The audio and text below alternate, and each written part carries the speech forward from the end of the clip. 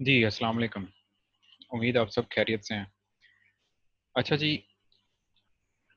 हमने अपनी last class के अंदर पीएचपी के नंबर्स को देखा, किस तरह से उसके ऊपर जो डिफरेंट मेथड्स हैं वो अवेलेबल हैं पीएचपी के अंदर, जो कि आप डिफरेंट ऑपरेशंस परफॉर्म कर सकते हैं नंबर्स के ऊपर, टाइप कास्ट कर सकते हैं from string to integer, float to integer. और फिर हमने उसके बाद मैथमेटिक्स से रिगार्डिंग कुछ फंक्शनैलिटीज़ को देखा, जो कि पीएचपी आपको प्रोवाइड करती है जिसमें आप इंटीजर चेक कर सकते हैं, न्यूमेरिक चेक कर सकते हैं और फर्दर आप एक्सप्लोर कर सकते हैं ये, क्योंकि हमने बेसिक डिस्कस किया है सारा। तो हम किस तरह से इंटीजर्स को चेक कर सकते हैं, किस तरह से फ्लोटिंग डेटा टाइप्स को चेक कर सकते हैं। फिर हमने कांस्टेंट को देखा कि हम कांस्टेंट को किस तरह से डिफाइन कर सकते हैं, और किस तरह से उसको यूज़ कर सकते हैं इन अ प्रोग्राम।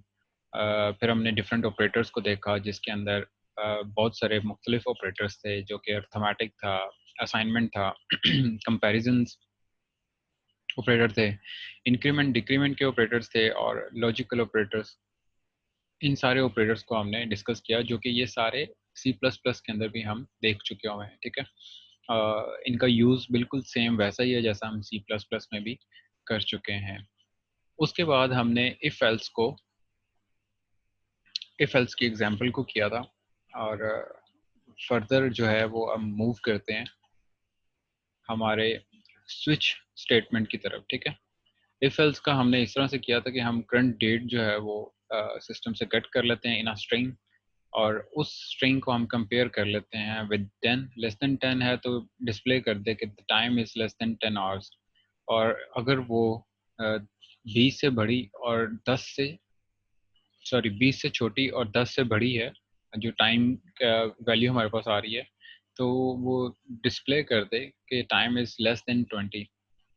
और लास्ट पे जो भी ऑप्शन है वो हम डिस्प्ले कर देते हैं कि the time is greater than 20 hours. ठीक है, तो ये हमने अपने लास्ट लेक्चर में इफ एल्स की स्टेटमेंट को देखा था। ठीक है, इसको मैं कमेंट कर देता हूँ, थोड़ा सा डाउन साइड कर देता हूँ, क्योंकि हमारा ये भी वीक 10 का लेक्चर है। अभी हमें देखना ये है कि हम स्विच स्टेटमेंट को कैसे इस्तेमाल कर सकते हैं। सबसे पहले तो स्विच स्टेटमेंट का सिंटैक्स कैसा होता है। स्विच स्टेटमेंट बिल्कुल सेम सिंटैक्स होता है जैसा कि हमने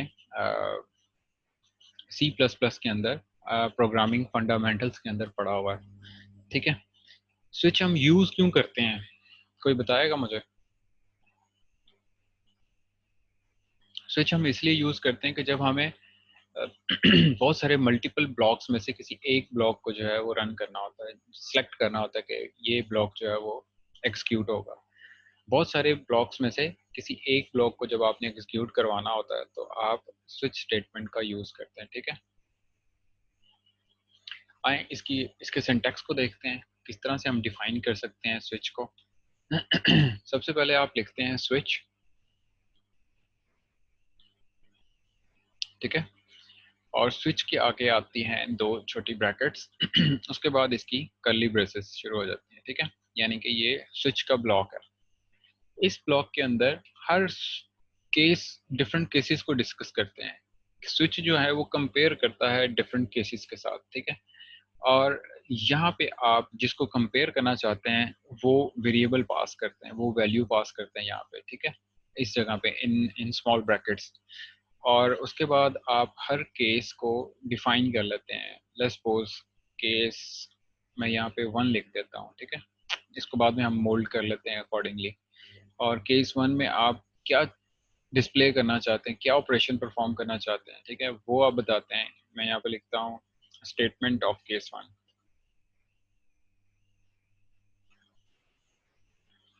ठीक है,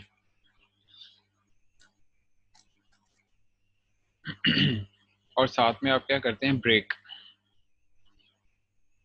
ब्रेक बहुत ज़रूरी है हर केस के अंदर। ठीक है, और यहाँ पे आप डिफाइन करते हैं केस 2। ठीक है, और साथ में आप लिख देते हैं यहाँ पे स्टेटमेंट जो आएगी वो केस 2 की आएगी, और ब्रेक एक ब्रेक। ठीक है, और फिर केस 3। इसी तरह से भी जितने भी आप केसेस डिफाइन करना चाहते हैं, जितने भी मल्टीपल ब्लॉक्स आप क्रिएट करना चाहते हैं, वो आप कर सकते हैं। और हर एक ब्लॉक के अंदर आपकी ब्रेक आएगी, ठीक है, ताकि वो ब्लॉक रन होने के बाद फर्दर ब्लॉक्स को रन ना करे, ठीक है। और लास्ट पे आपके एक डिफ़ॉल्ट वैल्यू आती है, ठीक, जो कि तब रन करती है जब आपकी कोई भी केस एग्जीक्यूट नहीं होता है, ठीक है, एल डिफ़ॉल्ट, ठीक है। और ये तब एग्जीक्यूट होती है जब स्टेटमेंट ऑफ डिफ़ॉल्ट लिखता हूँ यहाँ पे,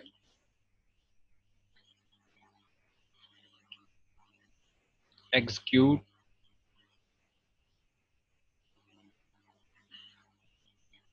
व्हेन नो केस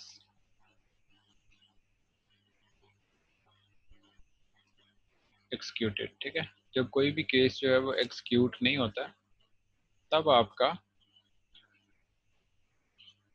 डिफ़ॉल्ट जो केस है वो रन होता है। और यहाँ पे आपकी कर्ली ब्रेसेस स्विच की जो है वो क्लोज हो जाती है। अब इसकी एक एग्जांपल करते हैं।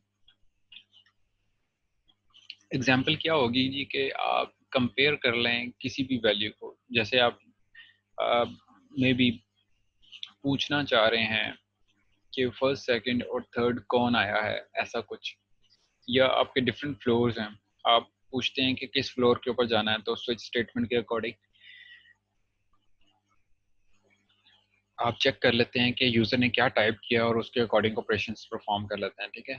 हम यहाँ पे एग्जांपल ले लेते हैं एक स्ट्रिंग की, जिसमें वेरिएबल x ही लेता हूँ मैं, ठीक है, आसानी के लिए। और यहाँ पे कोई भी नाम लिख देता हूँ जैसे कि नुमान, ठीक है। और नीचे हम फिर क्या करेंगे,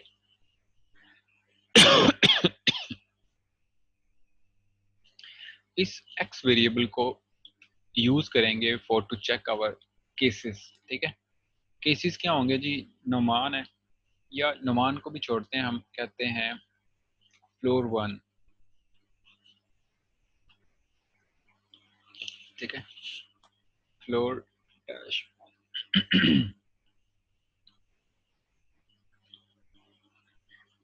ये केस लगा देते हैं हम फ्लोर 1 के लिए, और यहाँ पे केस 2 आ जाएगा फ्लोर 2 के लिए, ठीक है। और इसी तरह थर्ड केस हम यूज कर लेंगे फॉर द फ्लोर 3, ठीक हो गया। अब यहाँ पे हम प्रिंट कर देंगे, इको करवा देंगे क्या चीज, echo this is the case of floor 1, ठीक है। लास्ट पे सेमीकोलन आ जाएगा। इसी तरह केस 2 में भी इको करवा देंगे, this is the case of floor 2, ठीक हो गया। एंड लास्टली, नॉट लास्टली, इसके बाद हमें डिफॉल्ट को भी डिफाइन करना है,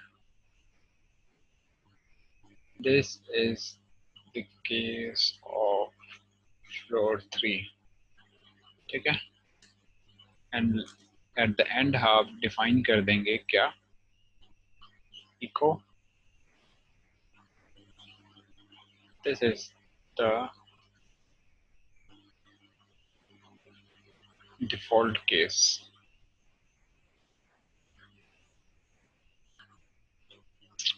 आप में से कौन मुझे बताएगा कि डिफॉल्ट का ब्रेक होना चाहिए या नहीं होना चाहिए? अगर मैं देता हूं तो क्या फर्क पड़ता है इससे, अगर नहीं देता हूं तो क्या फर्क पड़ता है, ठीक है। आप मुझे ये बताएं। हम इसको चेक करते हैं जाके कि हमारी ये फाइल किस तरह से एग्जीक्यूट हो रही है हमारे वैम्प सर्वर के स्पेसिफिक प्रोजेक्ट के अंदर, ठीक है। तो हम उसी फाइल को यूज़ कर रहे हैं। इसको मैं सिंपली रिफ्रेश करता हूँ।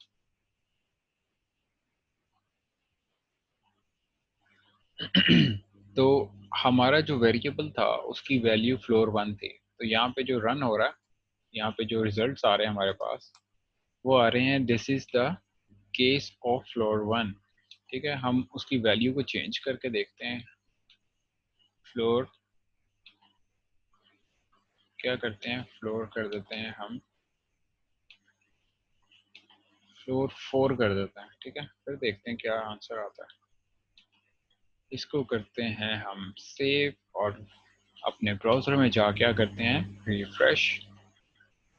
अभी क्या होगा कि हमारे पास 3 फ्लोर्स का जो है ना वो केसेस बने हुए हैं, ब्लॉक्स। वो फ्लोर 1 का, फ्लोर 2 का और फ्लोर 3 का। अब जब कोई भी फ्लोर मैच नहीं करता है तो क्या होता है, डिफॉल्ट केस जो है वो एग्जीक्यूट हो जाता है, ठीक है। तो सिंपली ये हमारा स्विच स्टेटमेंट है जो कि आपको हेल्प आउट करती है टू सिलेक्ट वन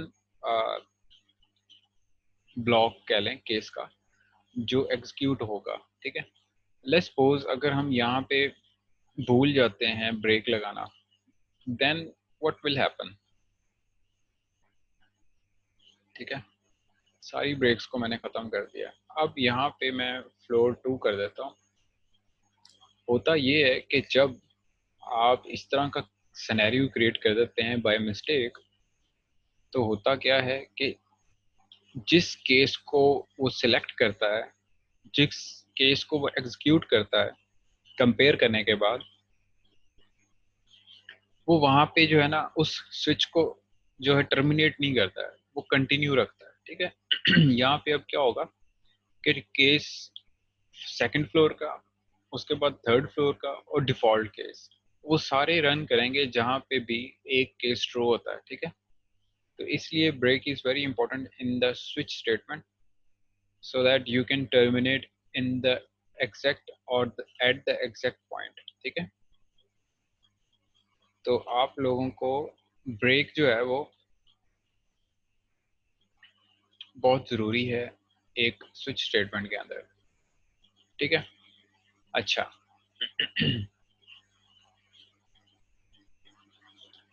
आप इसको प्रैक्टिस कर सकते हैं फॉर फर्दर। जैसे कि मैंने फ्लोर्स के अकॉर्डिंग किया है, आप एज वाइज भी कर सकते हैं। अगर किसी की एज जो अगर किसी की एज आप कंपेयर करना चाहते हैं कि वो मे बी आप 10 क्लासेस हैं, आप स्टूडेंट से पूछते हो कि वो किस क्लास में पढ़ रहा है, तो वो आपको क्लास नेम एंटर करता है, आप बता देते हैं कि you are studying in this class, यानी कि उस केस के अंदर आप स्पेसिफिक बता रहे होते हैं। यहाँ पे क्या मकसद है, यहाँ पे सिर्फ मकसद ये है कि आपको पता चले कि कब ये वाला केस रन होगा, ठीक है। इसके अंदर आप डिफरेंट ऑपरेशंस परफॉर्म कर सकते हैं, जैसे कि ये एक लिफ्ट के लिए केस यूज किया हुआ है, ठीक है। तो जब बटन प्रेस किया यूजर ने फ्लोर 1 फ्रॉम फ्लोर 3, तो क्या होगा कि यहाँ पे जब फ्लोर 1 का केस सिलेक्ट होगा तो मुझे क्या करना है, मुझे उस लिफ्ट को मूव करवाना है टुवर्ड्स डाउन, ठीक है। तो यहाँ पे मुझे उसके अकॉर्डिंग कोड करना होगा कि जिसकी मदद से आपकी जो लिफ्ट है, एलिवेटर है, वो डाउन साइड जो है वो मूव करेगा, ठीक है।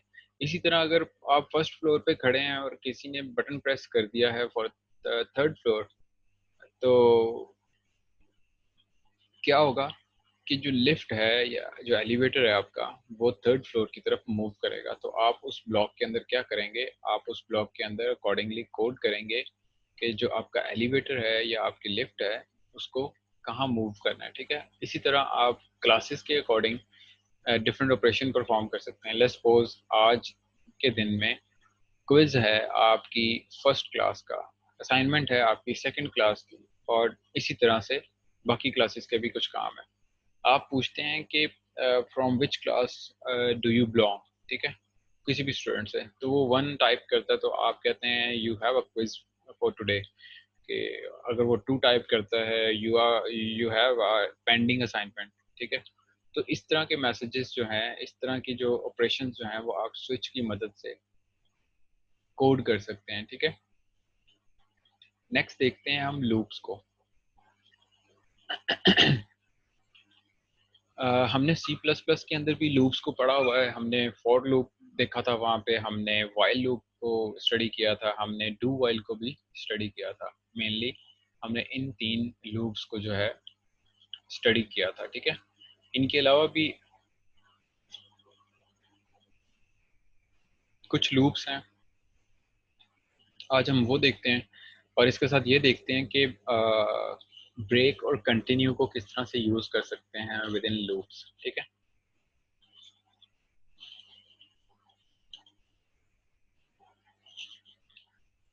तो लूप बेसिकली होता क्या है? लूप आपका बेसिकली किसी काम को रिपीट करने का, जब आप एक काम रिपीट कर रहे होते हैं, फॉर एग्जांपल इसी को आपने रिपीट करवाना है फॉर एन एलिवेटर, कि वो कंटिन्यूसली देखता रहे कि यूजर ने क्या टाइप किया, तो आप क्या करते हैं, वहाँ पे एक लूप लगा देते हैं जो कंटिन्यूसली चलता रहता है, ठीक है। डिपेंड करता है कि जब तक कि स्विच ऑन है एलिवेटर का तब तक वो कंटिन्यू रहे, ठीक है। अच्छा, सबसे पहले शुरू करते हैं फ्रॉम फॉर लूप, ठीक है। कि फॉर लूप के अंदर फॉर लूप का स्ट्रक्चर क्या है for PHP. C plus plus के अंदर जो हमने फॉर लूप पढ़ा है उसका स्ट्रक्चर इस तरह से है, ठीक है। और सिमिलरली आपका जो फॉर लूप का स्ट्रक्चर यहाँ पे है वो भी सेम है। यहाँ पे आप क्या डिफाइन करते हैं, आप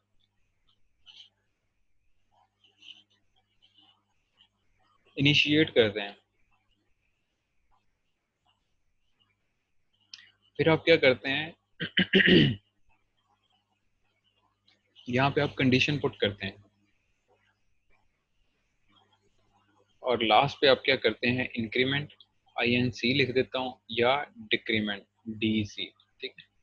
ये बेसिकली आपका स्ट्रक्चर होता है। और यहाँ पे आप क्या करते हैं, यहाँ पे आप कोड कर देते हैं जो कि एक्सिक्यूट करना होता है, जिसको आपने आइटरेट करवाना होता है, कोड टू बी आइटरेटेड, ठीक है, जो कि आइटरेट करेगा,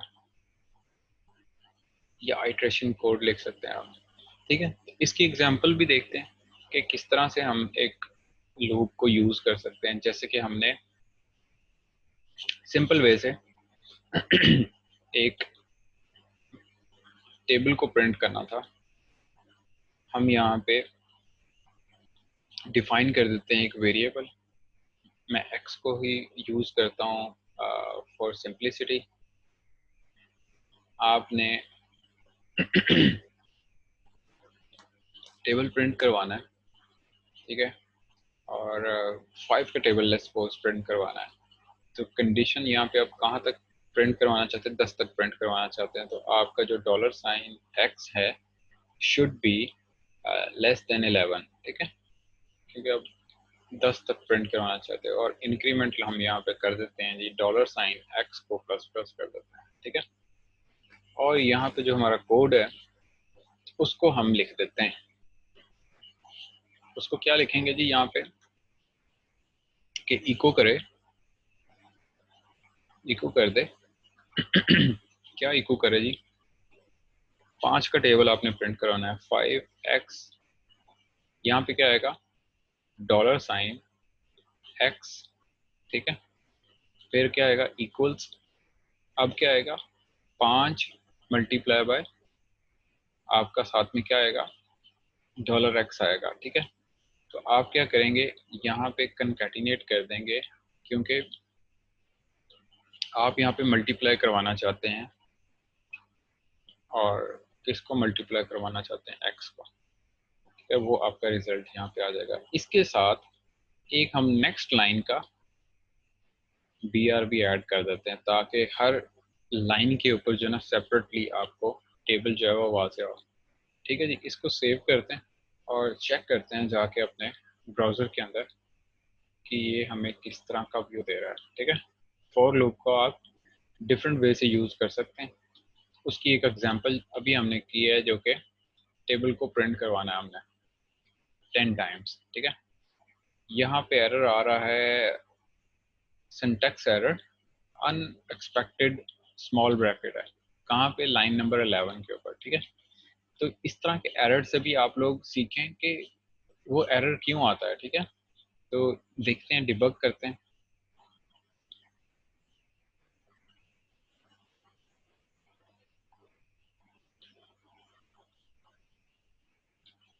अपनी कोड साइड पे आते हैं और देखते हैं कि लाइन नंबर 11 के ऊपर,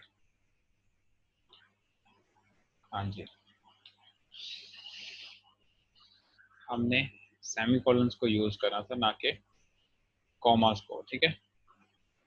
और उसके बाद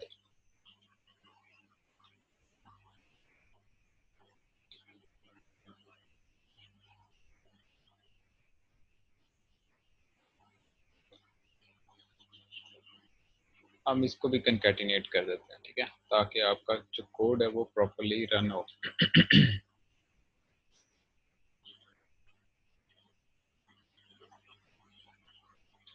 अब हम चेक करते हैं अपना दोबारा से ब्राउज़र के ऊपर आउटपुट को, रिफ्रेश करते हैं।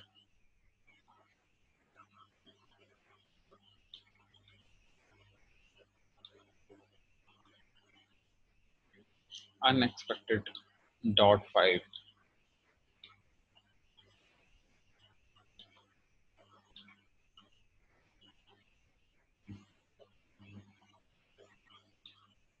अच्छा, इसका एक और वे हम ये यूज़ कर सकते हैं कि हम एक और वेरिएबल डिफाइन कर लेते हैं y, जिसको हम कहते हैं कि जी 5 मल्टीप्लाई बाय 5 मल्टीप्लाई बाय क्या है जी, $x। और यहाँ पे हम क्या कर देते हैं, यहाँ पे हम y को कंकैटिनेट कर देते हैं और इसको कर देते हैं ख़त्म, ठीक है। और इसको जाके अब चेक कर लेते हैं ब्राउज़र पर।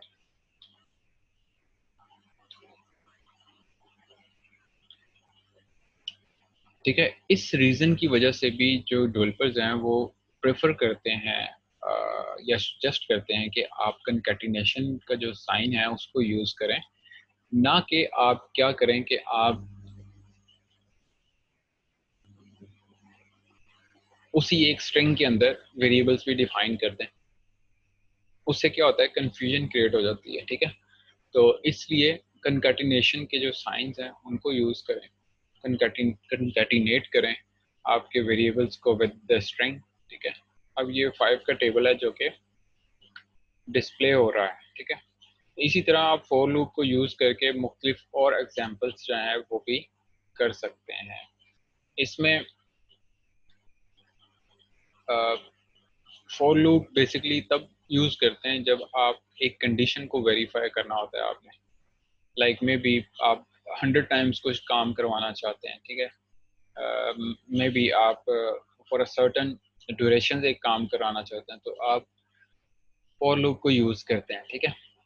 और उसके बाद हम देखते हैं, फॉर लूप के बाद हम वाइल लूप को देखते हैं,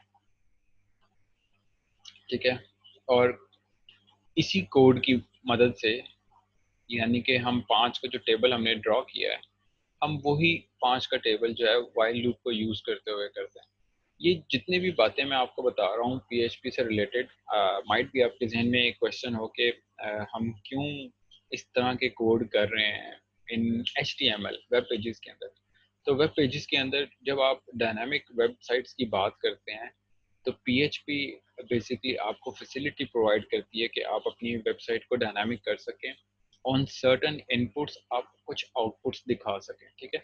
तो उसमें आपको फॉर लूप्स की भी ज़रूरत पड़ जाती है, इसी तरह डिफरेंट और जो लूप्स हैं उनकी ज़रूरत पड़ जाती है, स्विच स्टेटमेंट्स की ज़रूरत पड़ जाती है, इफ एल्स कंपेयर करना पड़ जाता है, ठीक है। तो इसलिए हम बेसिक सीख रहे हैं ताकि हम इनको अपने आने वाले वक्त के अंदर जो लेक्चर्स होंगे हमारे फॉर स्पेसिफिकली वेबसाइट्स को डेवलप करने के, उसके अंदर हम देखेंगे कि हम किस तरह से if else for switch statements को यूज़ करेंगे, ठीक है। अच्छा जी, वाइल का जो बेसिक सिंटैक्स है आप वाइल लिखते हैं, ठीक है, कीवर्ड वाइल, उसके बाद यहाँ पे कंडीशन आ जाती है, क्या आती है, कंडीशन, और इसके बाद इसकी ब्रैकेट्स आ जाती है। ठीक है, वाइल लूप का स्ट्रक्चर जो ना बेसिकली जितने भी एलिमेंट्स आपके फॉर लूप के अंदर होते हैं उतने ही एलिमेंट्स आपके वाइल लूप के अंदर भी यूज हो रहे होते हैं। आप इनिशियलाइज यहाँ पे करते हैं या इनिशिएट यहाँ पे करते हैं,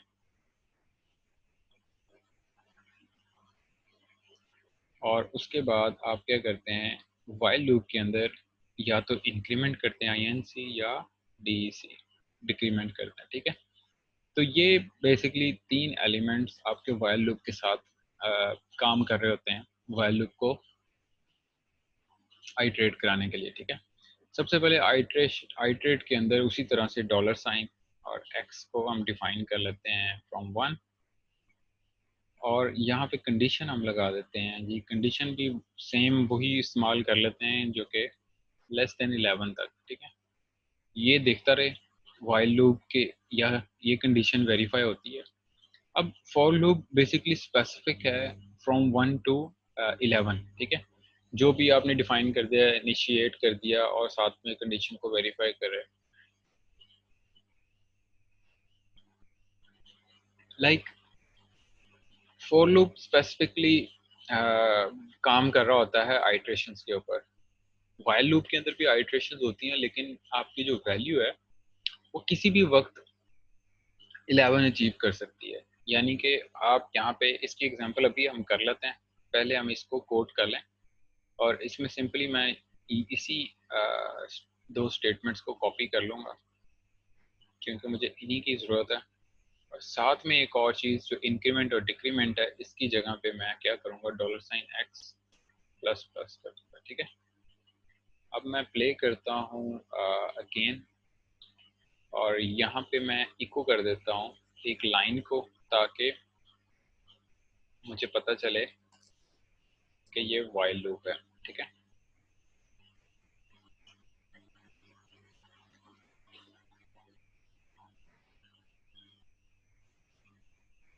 सेमीकोलन सेव कर लिया मैंने।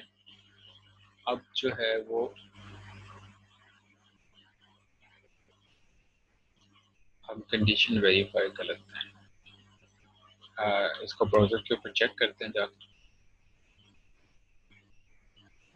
यहाँ पे देखिए 20th लाइन के ऊपर एरर है। एरर क्या है कि हमने सिर्फ डॉलर साइन यूज़ किया, उसके साथ एक्स नहीं लगाया वेरिएबल। ठीक है, तो इसलिए आपकी जो 20th लाइन थी वो एरर दिखा रही थी। अच्छा, ब्राउज़र के अंदर आते हैं, रिफ्रेश करते हैं। ठीक है, तो आपका जो 5 का टेबल है वो वाइल लूप का यहाँ से यहाँ तक है।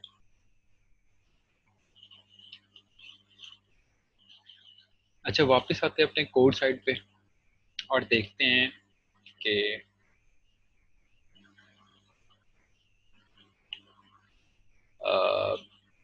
इस वाइल लूप का क्या मतलब है।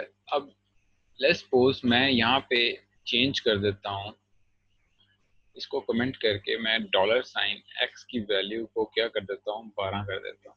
अब आप बताएं मुझे कि जो वाइल लूप है वो कितनी बार चलेगा। चलें, इसको आप अपने आंखों से देखें और एक्सपीरियंस करें कि ये कितनी बार चलेगा। ठीक है, इसको हम रीलोड करते हैं। ये तो एक बार चला। क्यों? क्योंकि जब आपने वंस वाइल लूप को रन किया तब आपकी कंडीशन थी 1 इज लेस देन 11, तो वेरीफाई कर रही थी, कंडीशन ट्रू थी, इसलिए वाइल के ब्लॉक के अंदर आया, उसने इसको मल्टीप्लाई किया, ये डिस्प्ले किया, फिर 12 असाइन कर दिया एक्स को। अब 12 is less than 11, it's false, तो क्या होगा, यहाँ पे ये जो लूप है वो ब्रेक होके बाहर आ जाएगा। ठीक है, तो इस तरह से आपका जो वाइल लूप है वो काम करता है, बिल्कुल सिमिलर टू फॉर लूप, लेकिन इसको हम तब इस्तेमाल करते हैं जब हमारे पास कंडीशन का कंफर्म नहीं होता कि वो कब अचीव कर सकती है। हालांकि ये बिल्कुल अभी जो हमने प्रोग्राम किया था प्लस प्लस वाला, यहाँ पे इसको अगर रिमूव कर दिया जाए और प्लस प्लस कर दिया जाए, ये बिल्कुल सेम वही काम कर रहा है जो हमारा फॉर लूप काम कर रहा है, ठीक है। तो दोनों में मेनली कोई भी डिफरेंस नहीं है, सिवाय कि ऊपर फॉर लूप यूज कर रहे हैं हम और नीचे क्या कर रहे हैं, वाइल लूप को यूज कर रहे हैं, ठीक है। दोनों सेम काम कर रहे हैं। अच्छा जी, नेक्स्ट हम देखते हैं डू वाइल का क्या काम है।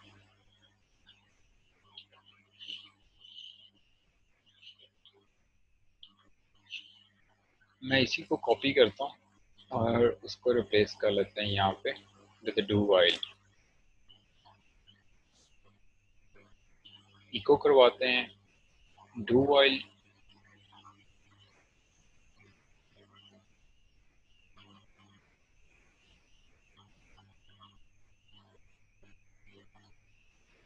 ठीक है।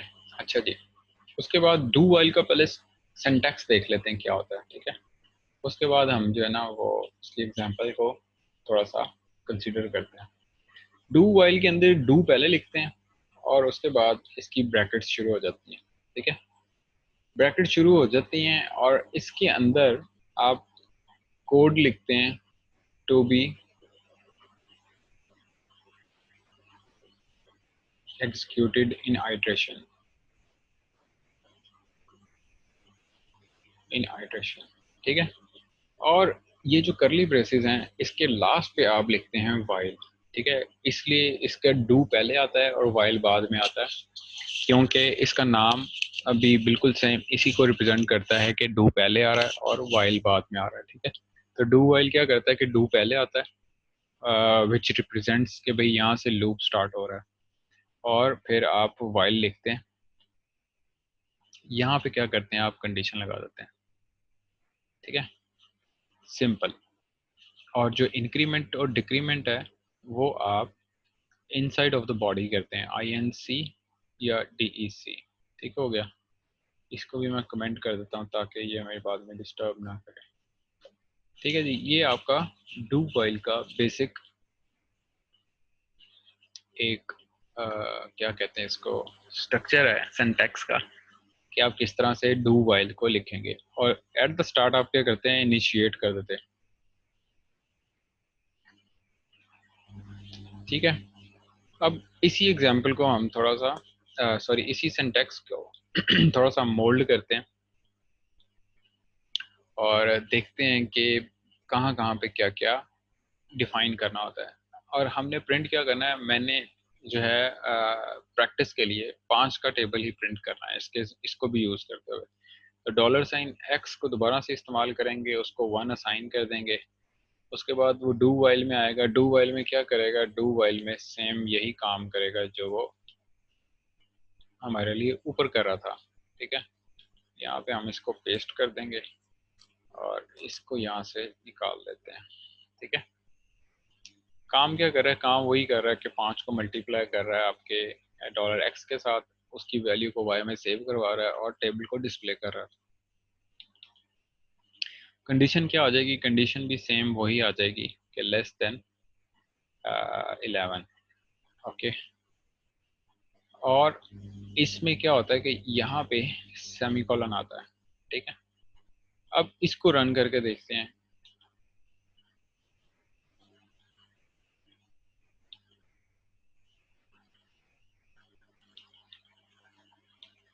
रिफ्रेश करता हूँ मैं, ठीक है।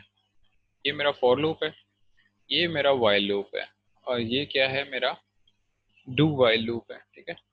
तो तीनों के रिजल्ट्स क्या हैं, बिल्कुल सेम है, लेकिन मेथड क्या है, तीनों के डिफरेंट है।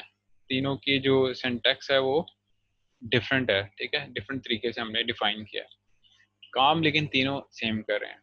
ये हमने बता दिया कि जब आपको फिक्स नंबर ऑफ आइट्रेशंस का पता होता है तब आप यूज़ करते हैं। वाइल लूप या डूल वाइल आप तब यूज़ करते हैं जब आपको फिक्स नंबर ऑफ आइट्रेशंस का नहीं पता, ठीक है। जो एग्जांपल्स हमने किए हैं इनको कंसिडर करते हुए तो फिक्स आइट्रेशंस का हमें पता है कि 10 तक जाना है, ठीक है। लेकिन ऐसी कंडीशन आ जाती है जैसे कि आप एलिवेटर्स की बात कर रहे हैं, जब पावर ऑन हो तो वो कंटिन्यूसली लूप में रहें हमेशा।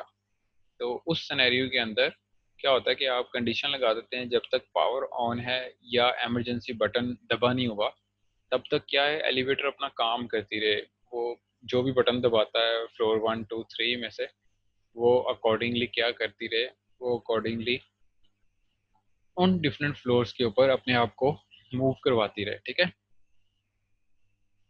तो उस सिनेरियो के अंदर आप वाइल यूज़ करते हैं, और यहाँ पे आप एक्स की जो वैल्यू है वो पावर के साथ रिलेट कर सकते हैं, या स्विच के साथ रिलेट कर सकते हैं, या आप एमरजेंसी के साथ रिलेट कर सकते हैं कि ये जो वेरिएबल है, अगर ये इसकी वैल्यू एमरजेंसी के इक्वल है तो क्या करें, तो आइट्रेशंस ख़त्म कर दें, ठीक है।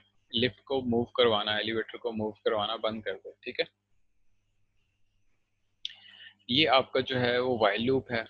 और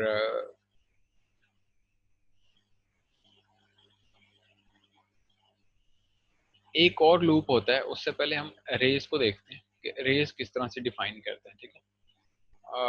उसको फॉर ईच लूप कहते हैं। वो बहुत ज़्यादा यूज़ होता है एक्सटेंसिवली इन पीएचपी। जब भी आप क्वेरी करते हैं डेटाबेस के अंदर से, तो आप फॉर ईच को यूज़ करते हैं लूप को, ठीक है। ये क्या करता है कि रेस की जितनी भी वैल्यूज़ होती हैं उसके अकॉर्डिंग ये लूप जो है ना वो चलता है, ठीक है। तो सबसे पहले हम देखते हैं कि हम अरेज को कैसे डिफाइन कर सकते हैं, उसके बाद हम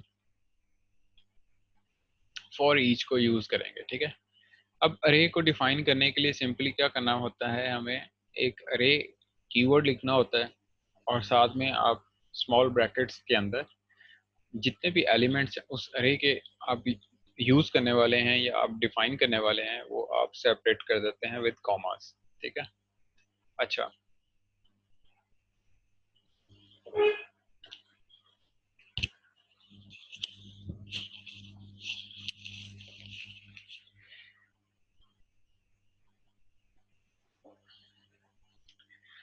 अच्छा जी, ऐसे करते हैं कि एक अरे है, उसको डिफाइन करते हैं।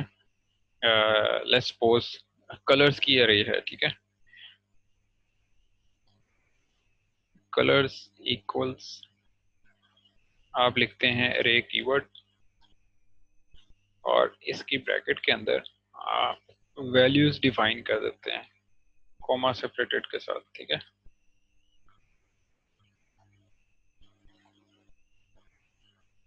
ये आपने 5 रंग जो हैं वो डिफाइन कर दिए हैं, इसमें हम लिख देते हैं ब्लैक, ब्लू, ब्राउन,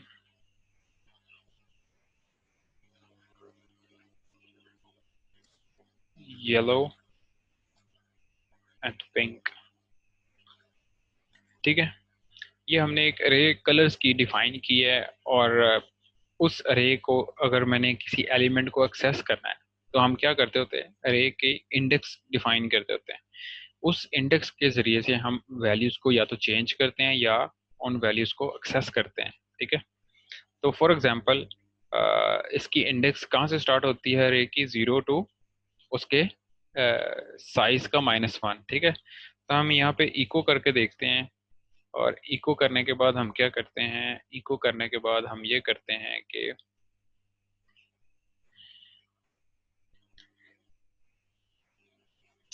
आपने क्या करना है, आपने उसका इंडेक्स स्पेसिफिकली बताना है कि मैं 2 को जो है ना वो प्रिंट करना चाह रहा हूँ। अच्छा, ये जितना भी आपका वाइल लूप से लेके फॉर लूप तक है, इस सब को मैं क्या कर देता हूँ, इस सब को मैं कमेंट कर देता हूँ, ठीक है। ताकि ये जो है ना ये एक्सक्यूट ना हो और मेरे आउटपुट के ऊपर नज़र ना आए, ठीक है। ताकि मैं इजीली अपनी आउटपुट्स को देख सकूं जो मैं अभी काम कर रहे हैं, ठीक है। इसको रिफ्रेश करता हूं पेज को, आप देखें कि स्क्रीन के ऊपर आपके पास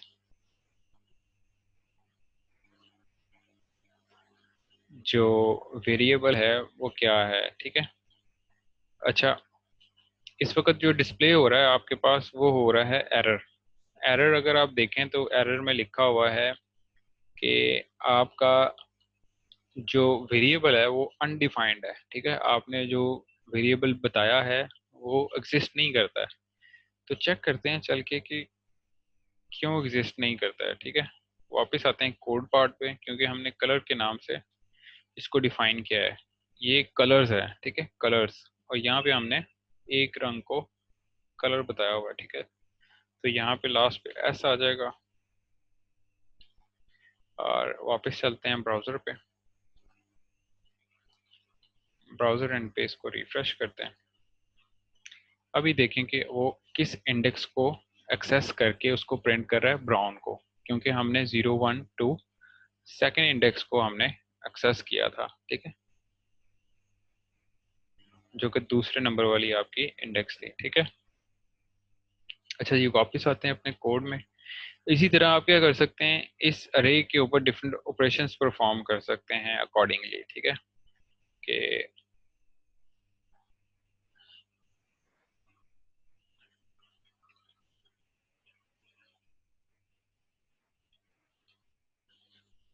अरे का फायदा क्या होता है कि आप इकट्ठा कर देते हैं सेम वैल्यूज को एक ही वेरिएबल के अंदर, ठीक है, और डिफरेंट इंडेक्सेस को यूज करते हुए,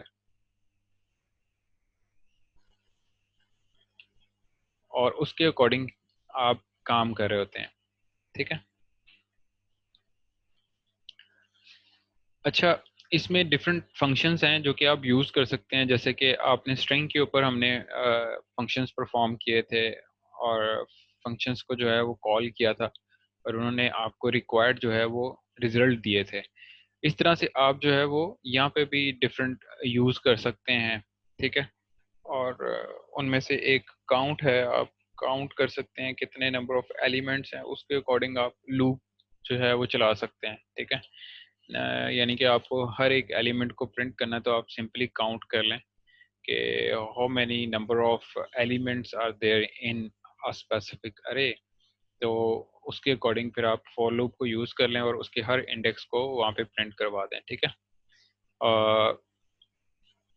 इसकी एक एग्जांपल करते हैं कि हम कैसे काउंट करके तो लूप को कंट्रोल कर सकते हैं। उसके बाद जो अरे है आपकी, वो मल्टीपल वे से डिफाइन हो सकती है, वो डिफरेंट कैटेगरीज हैं उसकी। एक इंडेक्स अरे होती है, एक एसोसिएटिव अरे होती है, एक मल्टी डायमेंशनल अरे होती है, ठीक है, सॉर्टिंग अरेज होते हैं। तो हम जिसकी अभी बात कर रहे हैं ये इंडेक्स अरे है। इसकी हर एक इंडेक्स के ऊपर एक वैल्यू पड़ी हुई है, ठीक है, तो इसको कहते हैं हम इंडेक्स अरे। और जो एसोसिएटिव अरे होती है उसको हम फर्दर डिस्कस करते हैं आफ्टर डूइंग दिस एग्जांपल। और देखते हैं कि एसोसिएटिव कहाँ पे इस्तेमाल होती है, ठीक है।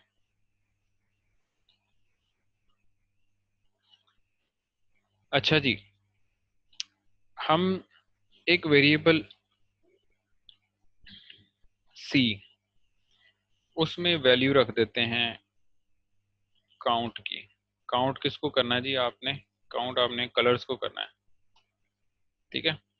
अब आपके पास क्या आ गई है, वैल्यू आ गई है एक अनलिमिटेड या अननोन अरे साइज की, ठीक है। अब आपके पास उसका साइज आ गया है, आप क्या कर सकते हैं, आप फॉर लूप यूज कर सकते हैं। फॉर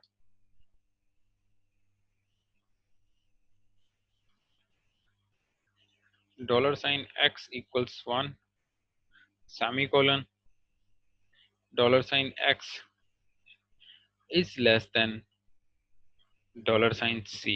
सी क्या है जी, सी हमारा काउंट है, ठीक है, कि कितने नंबर ऑफ एलिमेंट्स जो हैं वो हमारी कलर्स के अंदर पड़े हुए हैं, ठीक है।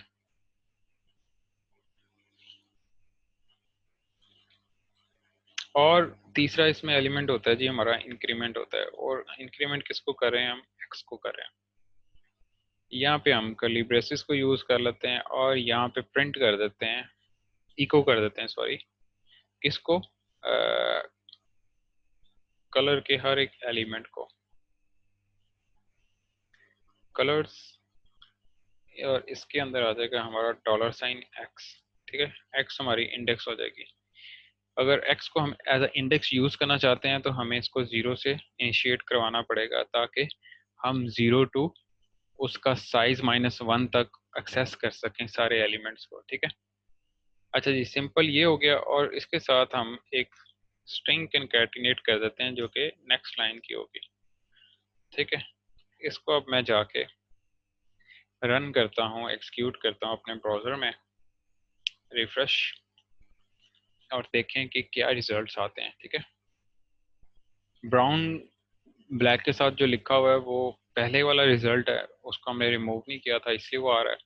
फिर black, blue, brown, yellow, pink, 5 elements जो है ना वो आपके प्रिंट हो रहे हैं। आपकी अरे का साइज देखें, क्या वो 5 ही है? 1 2 3 4 5। ठीक, तो इसको मैं यहाँ पे अगर हाइड कर देता हूँ तो आप प्रॉपरली देख सकते हैं आउटपुट अपनी। सेव एंड ब्राउज़र को रिफ्रेश करते हैं। आप देखें कि आपके सारे एलिमेंट्स जो हैं separately on each line printed हैं। ठीक है, तो ये बेसिकली आप यूज़ कर सकते हैं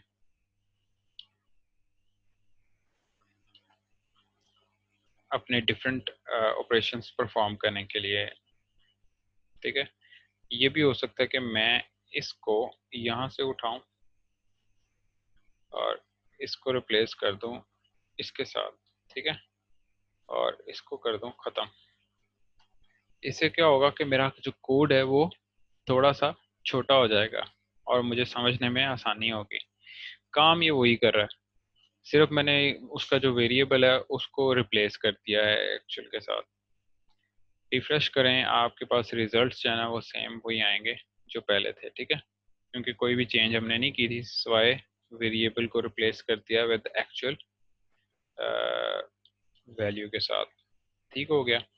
अच्छा, अब देखते हैं हम, ये हमारी कौन सी अरे थी? ये हमारी इंडेक्स अरे थी, क्योंकि इसके जो एलिमेंट्स हैं वो हर इंडेक्स के ऊपर पड़े होते हैं। Zero index, first index, second index, third index. ठीक है, अब हम देखते हैं एसोसिएटिव अरे किस तरह से डिफाइन करते हैं। ठीक है, और एसोसिएटिव अरे का मतलब क्या है? एसोसिएटिव अरे नाम से थोड़ी सी जाहिर कर रही है कि ये एसोसिएट करती है कुछ। ठीक है, तो एसोसिएटिव अरे आर अरे is sorry associative array is an array that use named keys that you assign to them। वो क्या करती है कि कुछ नाम असाइन कर देती है। यहाँ पे हम क्या कर रहे थे इंडेक्स वाली में कि हम इंडेक्स की मदद से 0 1 2 की मदद से हम उनकी वैल्यूज को पिक कर रहे थे। ठीक है, एसोसिएटिव में हम कैसे कर सकते हैं कि हम इन्हीं कलर्स को स्पेसिफिकली इनके नाम रख सकते हैं। ठीक है, और उन नामों की मदद से हम इसको पिक कर सकते हैं। हम इसी एग्जांपल कलर्स को लेते हैं और इसको किस तरह से हम डिफाइन कर सकते हैं देखें ज़रा। मैं चाहता हूं कि ये जो ब्लैक कलर है इसको मैं एसोसिएट कर देता हूं विद अ शॉर्ट की।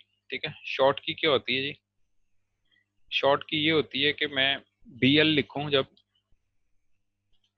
तो वो ब्लैक को एक्सेस कर ले। ठीक है, और इसको मैं एसोसिएट कर रहा हूँ BL नेम को विद दिस वैल्यू। ठीक है, एसोसिएट करने का तरीका क्या है कि आप इन्वर्टेड कॉमर्स को यूज करते हुए अपनी स्ट्रिंग्स उस वहाँ उसके अंदर लिखते हैं जो वैल्यूज होती हैं आपकी अरे की, और नाम भी उसका इन्वर्टेड कॉमर्स में, और दोनों को एसोसिएट कर देते हैं with equal sign, greater than sign. ठीक हो गया। इसी तरह मैं ब्लू का चाहता हूँ कि ब्लू जो है वो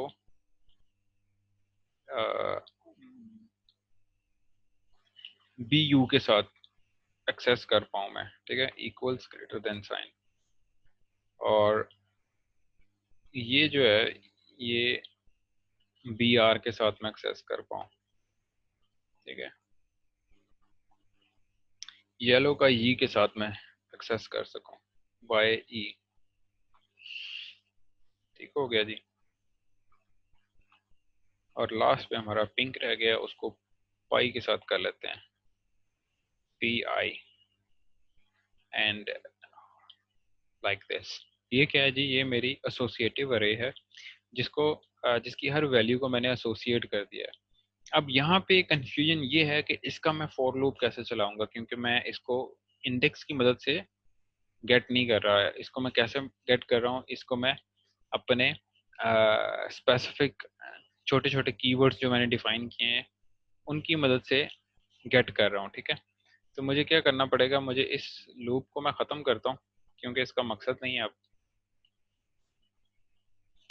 अगर मुझे एक्सेस करना है स्पेसिफिक कलर को तो मैं उसका शॉर्ट की लिखूंगा यहाँ पे। कैसे? यहाँ पे मैं लिखूंगा जी मुझे BU जो है वो एक्सेस करना है, ठीक है। तो आप देखें कि BU के अंदर क्या पड़ा हुआ था, ब्लू। क्या एक्सेस होता है?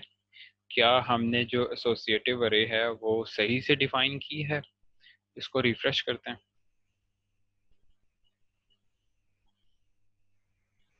तो आप देखें कि आपके पास जो वैल्यू प्रिंट हो रही है स्क्रीन के ऊपर, आपका ब्राउज़र जो है वो ब्लू दिखा रहा है, ठीक है।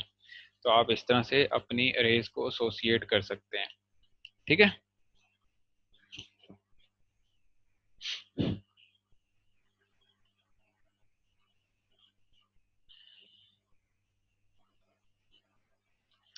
अच्छा जी, इस एसोसिएटिव रे को यूज करते हुए मैंने आपको बताया था कि हम जाएंगे अपने अरेज की तरफ, सॉरी एक लूप जो है उसको हम देखेंगे।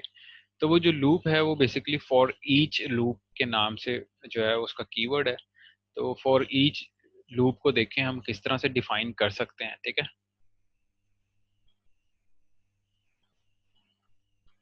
तो आए फॉर लूप को, इसका सिंटैक्स जो है वो किस तरह से आप क्रिएट कर सकते हैं। इसका सिंटैक्स जो PHP में है वो ऐसे है कि आप फॉर ईच, ठीक है, फॉर ईच और उसकी स्मॉल ब्रैकेट्स आ जाती हैं आपके पास यहाँ पे, ठीक है। और फिर आगे आप क्या करते हैं, आपके पास आप डिफाइन करते हैं, आप बल्कि उसी एक जो वेरिएबल आपका कलर्स है उसको आप लिखते हैं $, कलर्स, ठीक है। इसको आप एज यूज करते हैं एक थर्ड वेरिएबल के तौर पे, ठीक है, और उसकी वैल्यू को गेट करते हैं। अभी सिंटैक्स को डिस्कस करते हैं। इसको मैं यहाँ से अभी रिमूव करता हूँ।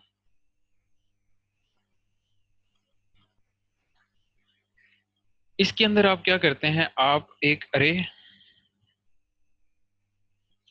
एज वैल्यू लिखते हैं, ठीक है।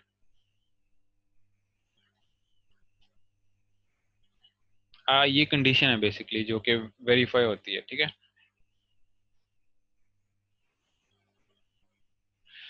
हर एक आइट्रेशन के ऊपर होता क्या है कि आपके जो अरे की वैल्यू है टर्न बाय टर्न वो इस वैल्यू को असाइन होती है।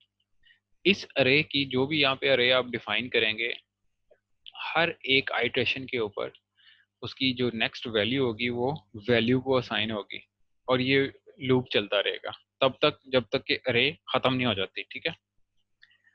और यहाँ पे आप क्या करते हैं, यहाँ पे आप कर्ली ब्रेसेस को यूज करते हैं और यहाँ पे आप लिखते हैं कोड, ठीक है।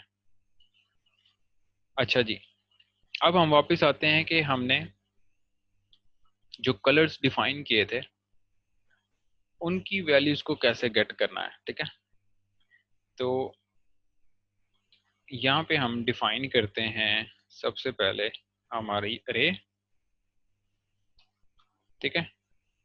ये एज क्या होगी, हम एज यहाँ पे वेरिएबल लेते हैं, एक्स वेरिएबल हमने कहीं डिफाइन किया है, नहीं किया। एज एक्स डिफाइन कर लेते हैं और जिसको हम एसोसिएट कर लेते हैं किसके साथ, वैल्यू के साथ, ठीक है। और ये भी हमारा वेरिएबल ही होता है, वैल्यू, ठीक है। अब क्या होगा कि जो कलर्स के अंदर आपका जो एक्स है वो एसोसिएट है वैल्यू के साथ, ठीक है। अब हम क्या करेंगे कि हर एक एक्स की वैल्यू को भी गेट करेंगे और वैल्यू की भी वैल्यू को गेट करेंगे, ठीक है। अब हम यहाँ पे कोड करते हैं, उससे आपको इसका क्लियर आइडिया हो जाएगा कि किस तरह से ये यूज हो रहा है, ठीक है। हम क्या करेंगे, इको करवा देंगे क्या चीज, कि कौन सी कीवर्ड के साथ कौन सा कलर एसोसिएट है, ठीक है। हम ये प्रिंट करवा देंगे। अब एक्स के अंदर क्या आएगा, एक्स के अंदर आपकी की आएगी BL BU BR YE PI, ठीक है। वो आपकी किसके अंदर आएगी, एक्स के अंदर आएगी। और आपकी जो वैल्यू है उसके अंदर उसकी वैल्यू आएगी, ठीक है। इसको मैं ठीक से लिखता हूँ, इसको हम कंकैटिनेशन के साथ लिखते हैं, ठीक है। और इधर भी हम कंकैटिनेट करते हैं इसको, डॉट दिस, और ये जो इन्वर्टेड कॉमास हैं इसको ख़त्म कर देते हैं, ठीक है। और इसको सेव करते हैं, और एक काम रह गया हमारा लाइन चेंज करने का, ठीक है। तो हम यहाँ पे लाइन चेंज कर लेते हैं, और ऊपर वाले इको को हम ख़त्म कर देते हैं ताकि ये हमें कंफ्यूज ना करे इन द ब्राउज़र। और ब्राउज़र में जाके काम करते हैं रिफ्रेश, देखें क्या प्रिंट होता है, ठीक है। कि आपका BL की जो वैल्यू है वो ब्लैक है, जो कीवर्ड है उसकी वैल्यू ब्लैक है, BU कीवर्ड की वैल्यू ब्लू है, इसी तरह BR की वैल्यू ब्राउन है। ये है उस केस में जब आपकी अरे क्या है, एसोसिएटेड है, ठीक है, एसोसिएटिव रे है। अगर आपकी अरे एसोसिएटिव नहीं है, मैं इसी को कॉपी करता हूँ, सॉरी कॉपी, और यहाँ पे कर देता हूँ पेस्ट, और इसको कर देता हूँ कमेंट। अगर आपकी जो अरे है वो एसोसिएटिव नहीं है, सिंपल कलर्स की अरे है, ठीक है, तब उस सिनेरियो में आप किस तरह से फॉर ईच को यूज करेंगे, ठीक है।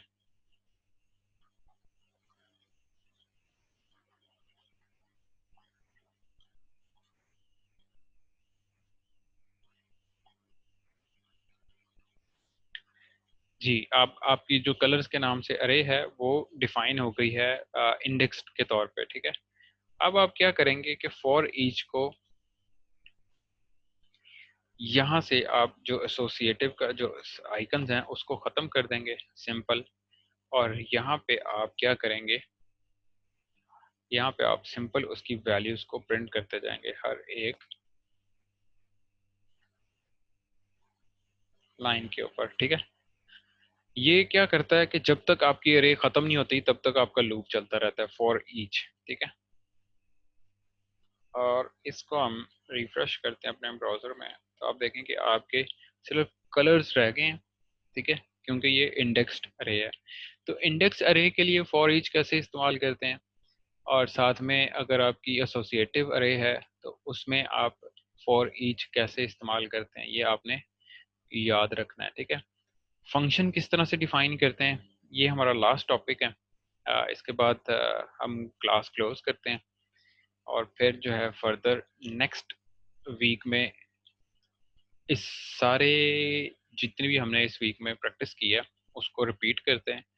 और नेक्स्ट वीक में हम एक नया टास्क होपफुली एसक्यूएल के बारे में पढ़ेंगे, ताकि हम पैरेलली एसक्यूएल को भी सीख सकें और साथ में पीएचपी के ऑपरेशंस को भी सीख सकें, क्योंकि ये बहुत ज़्यादा इंपॉर्टेंट है कि आप अपनी पीएचपी को इस्तेमाल करते हुए एसक्यूएल की क्वेरीज को डिफाइन कर सकें या एक्सेस कर सकें किसी भी डेटाबेसिस को, ठीक है।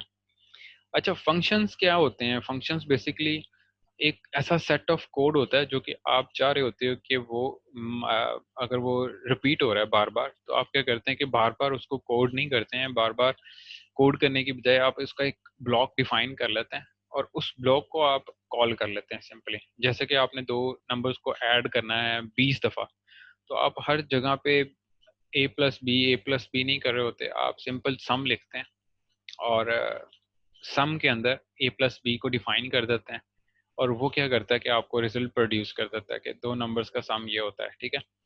तो फंक्शन बेसिकली ब्लॉक होता है स्टेटमेंट्स का, जो कि रिपीटेडली आप यूज़ करते हैं इन अ प्रोग्राम, ठीक है। फंक्शन तब तक एग्जीक्यूट नहीं होता जब तक आप उसको कॉल नहीं करते हैं, ठीक है। ये ऑटोमेटिकली खुद से एग्जीक्यूट नहीं होता, बल्कि तब इसकी एग्जीक्यूशन होती है जब आप इसको कॉल करते हैं, ठीक है। फंक्शन के बारे में हमने लास्ट लेक्चर में थोड़ा सा देखा है। एक फंक्शन को हमने डिफाइन किया था माय फंक्शन के नाम से, सेम वैसे ही डिफाइन करते हैं आप फंक्शंस को। आप फंक्शन लिखते हैं, उसके साथ फंक्शन का नाम लिख देते हैं, स्मॉल ब्रैकेट्स। अगर आपने कुछ पैरामीटर्स उसमें पास करवाने हैं तो वो भी आप करवा सकते हैं, ठीक है। तो आए अपने एडिटर में देखते हैं कि किस तरह से हम एक फंक्शन को डिफाइन कर सकते हैं फॉर दिस, ठीक है। इसको भी हम जो है ना वो कमेंट कर देते हैं ताकि ये हमें हमारे ब्राउज़र पे नज़र ना आए, ठीक है।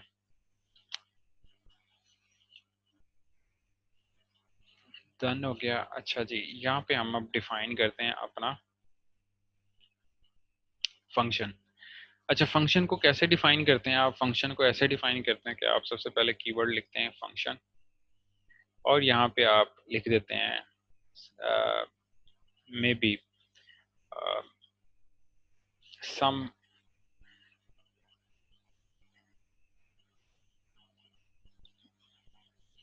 इसका नाम जो है ना वो मैं थोड़ा सा डिफरेंट रखना चाह रहा हूँ ताकि ये सम वाई रख देते हैं, ठीक है। और इसकी कर्ली ब्रेसेस आ जाती हैं, ठीक है। अब ये फंक्शन तब तक जो है इसका जो ब्लॉक है वो तब तक रन नहीं होगा, एग्जीक्यूट नहीं होगा जब तक कि इसको कॉल नहीं किया जाता, ठीक है। इसमें क्या करते हैं हम, इसमें सिंपल इको कर देते हैं, echo this is a function defined defined to do summation addition, ठीक है। आपने एडिशन के लिए ये फंक्शन जो है ना वो डिफाइन किया है, ठीक है। अब इसको जाके हम अपने ब्राउज़र पे चेक करते हैं क्या कुछ एग्जीक्यूट होता है। रिफ्रेश करें।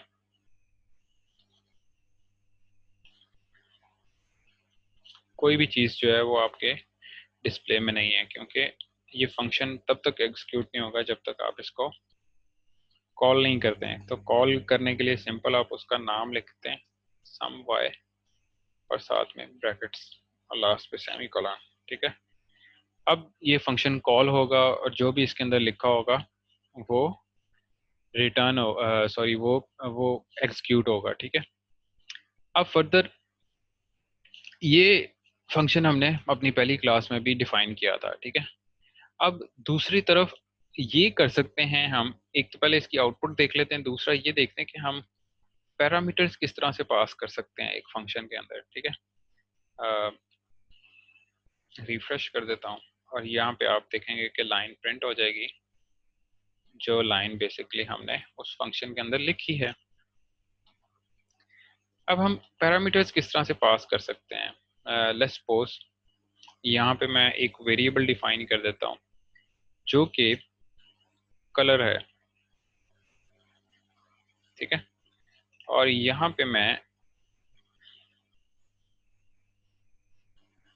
रेड कलर जो है वो पास कर देता हूँ, और इसके आगे हम लिख देते हैं डॉलर साइन, ठीक है। अब क्या हो रहा है कि इस फंक्शन ये फंक्शन क्या कर रहा है, एक पैरामीटर जो है एक एट्रीब्यूट ले रहा है, ठीक है। और कहाँ से ले रहा है, जब भी इसको कॉल किया जाएगा तब ये एक एट्रीब्यूट जरूर इसको साथ पास करना होगा, चाहे आप एम्प्टी स्ट्रिंग ही क्यों ना सेंड करें, ठीक है। तो अब उस पैरामीटर को ये गेट करके तो यहाँ पे प्रिंट करेगा, ठीक है। तो इसका आउटपुट देखते हैं इसकी।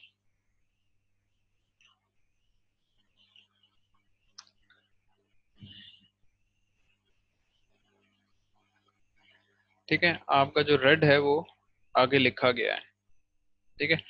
अच्छा, ये सिर्फ एक पैरामीटर है, आप मल्टीपल पैरामीटर्स भी जो है वो डिफाइन कर सकते हैं इसके अंदर, ठीक है। उसके बाद आप स्पेसिफिक ये भी कर सकते हैं कि इस के अंदर सिर्फ स्ट्रिंग ही हो, इसके अंदर सिर्फ इंटीजर ही हो, ठीक है। तो आप डिक्लेरेशन जो है वो स्ट्रिक्ट कर सकते हैं कि ये जो हमारा मेथड है ये सिर्फ स्ट्रिंग लेगा, ठीक है। तो या ये सिर्फ इंटीजर लेगा, तो आप साथ में यहाँ पे डिफाइन कर देंगे। इस वेरिएबल को डिफाइन करते हुए, डिक्लेयर करते हुए आप इसकी डाटा टाइप भी बता देंगे। तो ये क्या है कि अब इस सिनेरियो के अंदर ये आपको कुछ ना कुछ एरर जनरेट करके देगा।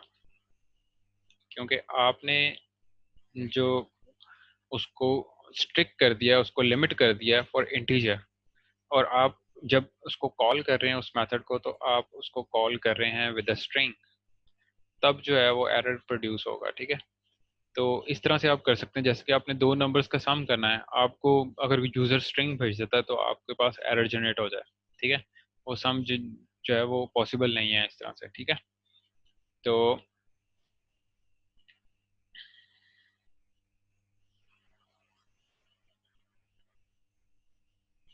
इस तरह से आप क्या कर सकते हैं, आप फंक्शंस का इस्तेमाल कर सकते हैं। अभी तक का कोई क्वेश्चन है आप लोगों का तो आप पूछ सकते हैं। ठीक है,